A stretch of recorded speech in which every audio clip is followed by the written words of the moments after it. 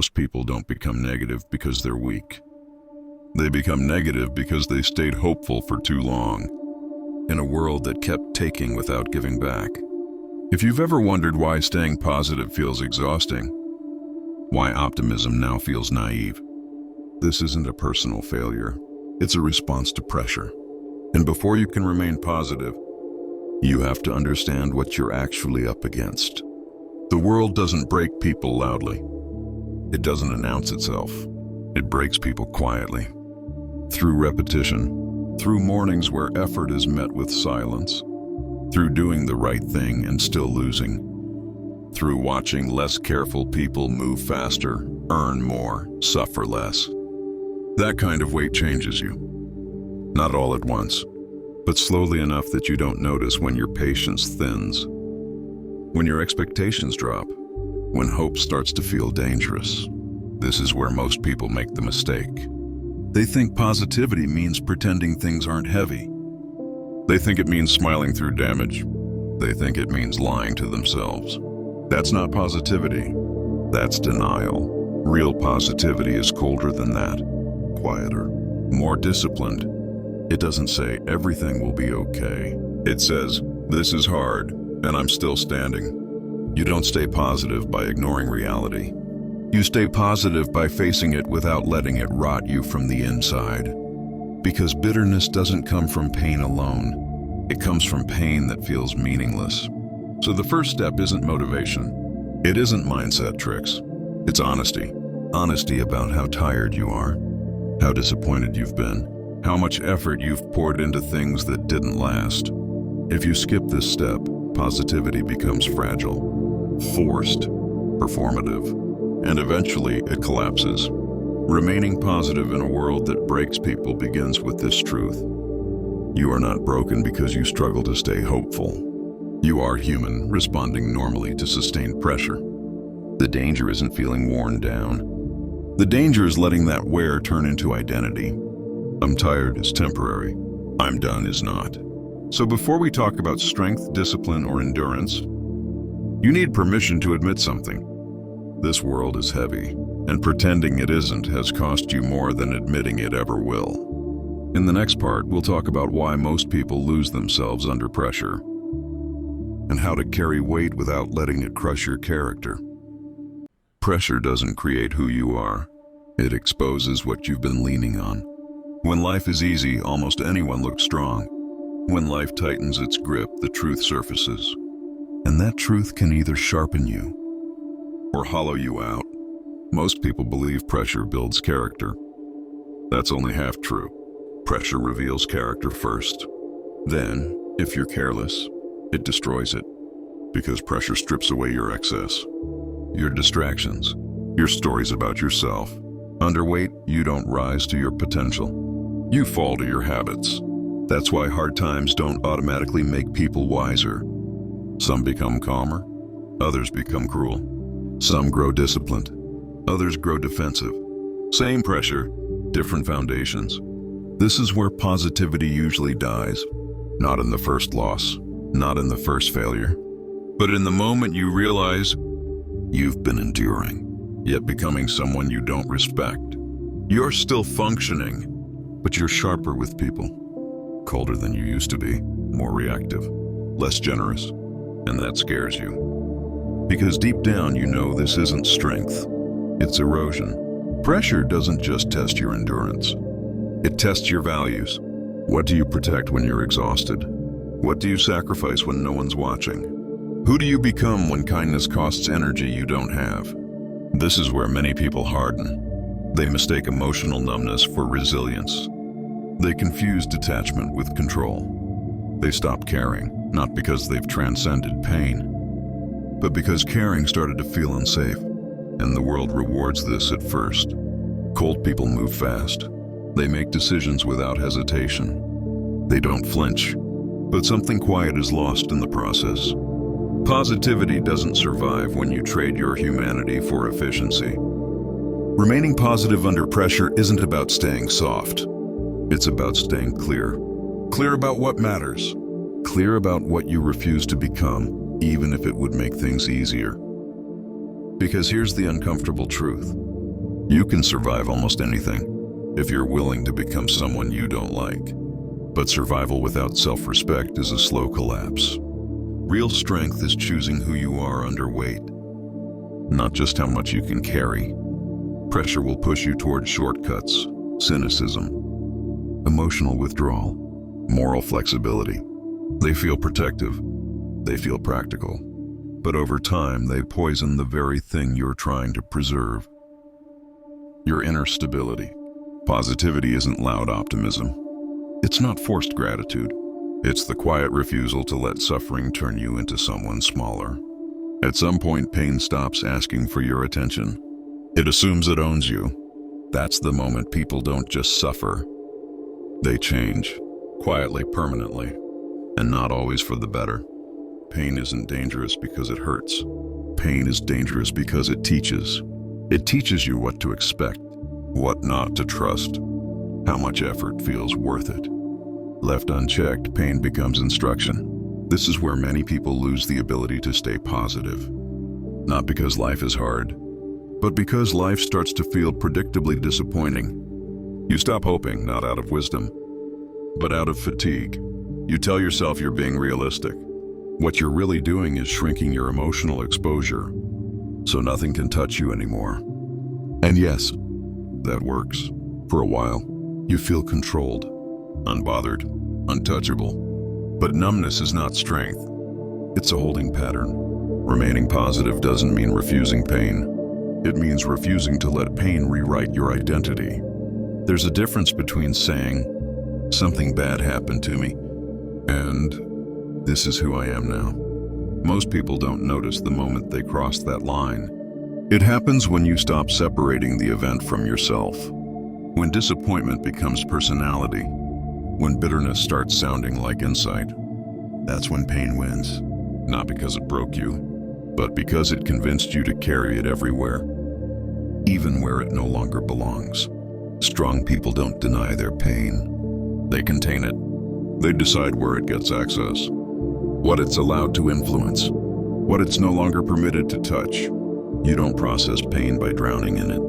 You process it by standing over it and naming it clearly. This hurt came from here. It ends here. Not everything that damages you deserves permanent residence in your mind. Staying positive in a brutal world requires something unpopular. Emotional boundaries. Not walls. Boundaries. Walls make you isolated. Boundaries keep you intact. You can acknowledge the world is unfair without becoming unfair yourself. You can accept loss without letting it poison your future effort. You can be realistic without becoming hopeless. This isn't about being gentle. It's about being precise. Pain will try to spread. Your job is to keep it contained. Because once pain becomes identity, every decision is filtered through it, and positivity becomes impossible. In the next part, we'll confront something harder. Why staying positive often feels like weakness, and why most people abandon it exactly when they need it most. There comes a point where being positive feels irresponsible, almost stupid. Like you're setting yourself up to be disappointed again. Like you're the only one still trying, while everyone else has learned the lesson. That's usually when people quit on it. Positivity doesn't disappear because people stop believing. It disappears because people get punished for caring. They try. They give effort. They stay open. And the world answers with silence, loss, or indifference. After enough of that, positivity starts to feel like a liability, like walking into a fight unarmed. So people adapt. They lower expectations. They detach emotionally. They start calling this maturity. But here's the truth most won't say out loud. A lot of what we call realism is just fear that learned how to talk. Fear of wasting effort again. Fear of hoping without return. Fear of looking foolish for still believing. So positivity gets reframed as weakness, as naivety, as something for people who haven't been tested yet. But that's backwards. Positivity is hardest after you've been tested. It takes no courage to be hopeful when life is kind. It takes discipline to remain open when experience tells you to close. Cold people don't feel less pain. They just feel it later. when they realize they've numbed the parts of themselves that made life worth enduring in the first place. Staying positive doesn't mean trusting blindly. It means choosing not to let disappointment dictate your future posture. Because the moment you stop believing effort matters, you stop putting honest effort in. And when effort becomes half-hearted, results follow. Then bitterness gets confirmed, and the cycle locks in. This is how people slowly convince themselves that life is smaller than it really is. Not because it is, but because they've decided to meet it with less. Real positivity is not emotional softness. It's defiance. It's saying, I know what this world can do. I've felt it, and I'm still choosing to show up with intention. That choice costs energy. That's why it's rare. Most people don't quit because they're weak. They quit because they're tired of being disappointed. But disappointment isn't the enemy. Resignation is. Once you resign internally, you stop growing even if you're still moving. Remaining positive isn't about feeling good. It's about refusing to let hardship shrink your standards, your effort, or your inner posture. In the next part, we'll talk about how to stay positive without becoming fragile. How to build a mindset that doesn't collapse the next time life hits back. If your positivity depends on things going well, it isn't positivity, it's a mood. And moods don't survive pressure. Most people lose positivity because they built it on outcomes, progress, recognition, stability, other people's behavior. When those disappear, so does their center. That's not bad luck. That's bad construction. Strong positivity is built on principles, not circumstances.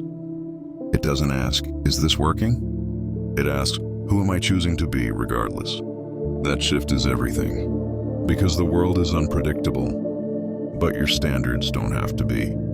You stay positive by anchoring yourself to actions you can control, how you show up, how you speak, how you work, how you recover. Not because it guarantees success, but because it guarantees self-respect. And self-respect is stabilizing. Fragile people look for reassurance. Stable people look for alignment. They don't need life to cooperate, to remain internally ordered.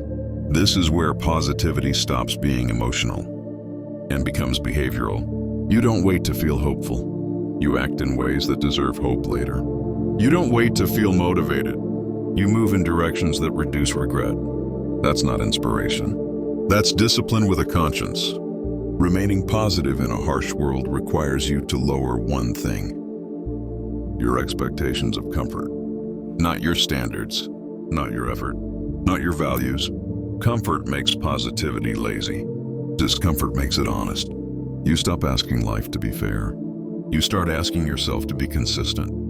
And consistency is calming. Even when outcomes fail, you know where you stand with yourself. That's what keeps bitterness out. Because bitterness grows when effort feels wasted. Effort only feels wasted when it isn't aligned with who you want to be. Do the work that makes you respect your own reflection, even when no one notices, especially then. That's how positivity becomes unshakable. Not loud, not emotional, but quietly immovable. In the final part, we'll talk about what it means to live this way long-term. How to stay open without being naive, strong without being cold, and positive without losing your edge. Eventually, you stop asking if life will get easier. That question exhausts you. What matters is whether you can live without hardening into someone you don't recognize. Long-term positivity isn't about surviving a bad season. It's about who you become after many of them. Anyone can endure for a while. What's rare is staying intact. Most people don't collapse dramatically. They calcify. They stop expecting much. They stop offering much. They narrow their world so disappointment has less room to enter. It looks like control. It feels like safety, but it's a smaller life. Remaining positive doesn't mean staying emotionally exposed to everything. It means choosing where to remain open. You don't owe your energy to chaos. You don't owe your optimism to people who waste it. You don't owe your heart to systems that grind people down. Maturity is selective openness. You can serve warmth for what's real, for work done with integrity, for relationships built on consistency, for effort that compounds quietly. This is how you stay human without being consumed. Because becoming cold is easy. Becoming bitter is understandable. Becoming resentful feels earned. But none of those are strength. Strength is staying available to meaning, even when life refuses to cooperate. Not loudly, not performatively, but privately, in how you work when no one claps, in how you speak when cynicism would get a laugh, in how you treat yourself when things fall apart again. And they will. Positivity at this level is no longer about feeling good. It's about orientation. You face forward. You don't romanticize suffering. You don't let it justify shrinking. You accept the weight without letting it bend your spine. The world will continue to break people. That's not changing. The question is whether it will make you smaller or sharper, whether it will turn you inward and sour or inward and steady. Remaining positive isn't a mood you maintain. It's a decision you renew every day, without applause, without certainty. And if you can do that, quietly, consistently, honestly, then no matter how heavy the world gets, it won't own you.